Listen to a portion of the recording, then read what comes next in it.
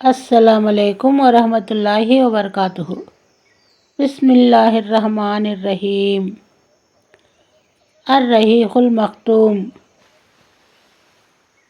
نبی کریم صلی اللہ علیہ وسلم کے سیرت کے حوالے سے آج ہم جانیں گے احد کی لڑائی۔ گھاٹی میں چین ملنے کے بعد جب اللہ کے رسول صلی اللہ علیہ وسلم کو گھاٹی کے اندر اپنی جگہ پر تنک سکون ملا تو حضرت علی بن ابو طالب رضی اللہ عنہ محراث سے اپنی ڈھال میں پانی بھر لائے۔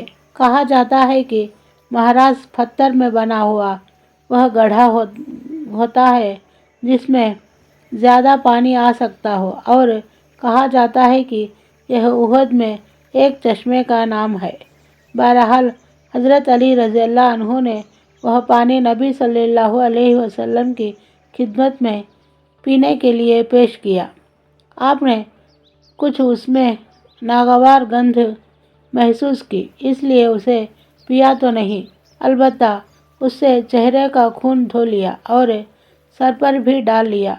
اس حالت میں آپ فرما رہے تھے، اس ویکتی پر اللہ کا بڑا پرکوپ ہے جس نے اس کے نبی کے چہرے کو خون سے بھر دیا۔ حضرت سہل رضی اللہ عنہ فرماتے ہیں، مجھے معلوم ہے کہ اللہ کے رسول صلی اللہ علیہ وسلم کا گھاؤ کس نے دھویا، پانی کس نے بہایا اور علاج کس چیز سے کیا۔ آپ کی پیاری بیٹی آپ کا گھاؤ دھو رہی تھی۔ حضرت علی رضی اللہ عنہ ڈھال سے پانی بہا رہے تھے۔ جب حضرت فاطمہ نے دیکھا کہ پانی کی وجہ سے خون بڑھتا ہی جا رہا ہے تو چٹائی کا ایک ٹکڑا لیا اور اسے جلا کر چپکا دیا، جس سے خون رک گیا۔ ادھر حضرت محمد بن مسلمہ رضی اللہ عنہ میٹھا اور سوادشٹ پانی لائے۔ نبی صلی اللہ علیہ وسلم نے اسے پیا اور دعا دی۔ گھاؤ کی وجہ سے نبی صلی اللہ علیہ وسلم نے ظہر کی نماز بیٹھے بیٹھے پڑھی اور صحابہ کرام رضی اللہ عنہ نے بھی آپ کے پیچھے بیٹھ کر نماز پڑھی۔ ابو سفیان کی بکواس اور حضرت عمر رضی اللہ عنہ کا جواب۔ مشرکوں نے واپسی کی تیاری پوری کر لی تو ابو سفیان احد پہاڑ پر نمودار ہوا اور اونچی آواز سے بولا، کیا تم میں محمد ہے صلی اللہ علیہ وسلم؟ لوگوں نے کوئی جواب نہیں دیا۔ اس نے پھر کہا، کیا تم میں ابو قحافہ کے بیٹے ابو بکر رضی اللہ عنہ ہیں؟ لوگوں نے کوئی جواب نہیں دیا۔ اس نے پھر سوال کیا، کیا تم میں عمر بن خطاب ہے؟ لوگوں نے اس بار بھی کوئی جواب نہ دیا، کیونکہ نبی صلی اللہ علیہ وسلم نے صحابہ کرام کو جواب دینے سے منع فرما دیا تھا۔ ابو سفیان نے ان تین کے سوا کسی اور کے بارے میں نہ پوچھا، کیونکہ اسے اور اس کی قوم کو معلوم تھا کہ اسلام انہی تینوں سے قائم ہے۔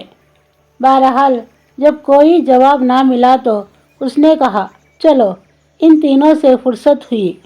یہ سن کر حضرت عمر رضی اللہ عنہ بے قابو ہو گئے اور بولے، او اللہ کے دشمن!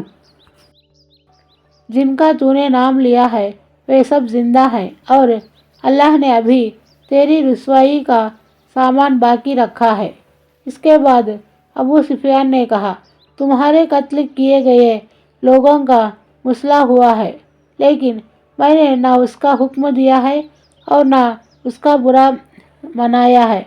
پھر نعرہ لگایا، حبل بلند ہو۔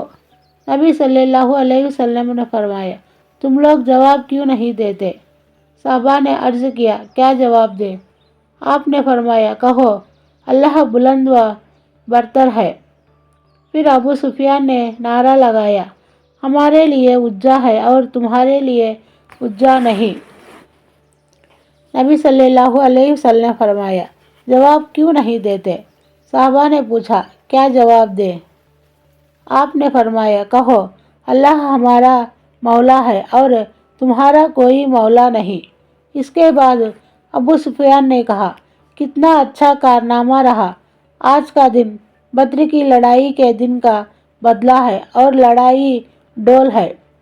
حضرت عمر رضی اللہ عنہ نے جواب میں کہا، برابر نہیں، ہمارے مارے گئے لوگ جنت میں ہیں اور تمہارے مارے گئے لوگ جہنم میں۔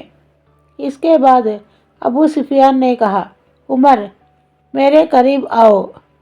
اللہ کے رسول صلی اللہ علیہ وسلم نے فرمایا، جاؤ دیکھو کیا کہتا ہے۔ وہ قریب آئے تو ابو سفیان نے کہا، عمر میں خدا کا واسطہ دے کر پوچھتا ہوں، کیا ہم نے محمد صلی اللہ علیہ وسلم کو قتل کر دیا ہے؟ حضرت عمر رضی اللہ عنہ نے کہا، اللہ کی قسم نہیں، بلکہ اس وقت وہ تمہاری باتیں سن رہے ہیں۔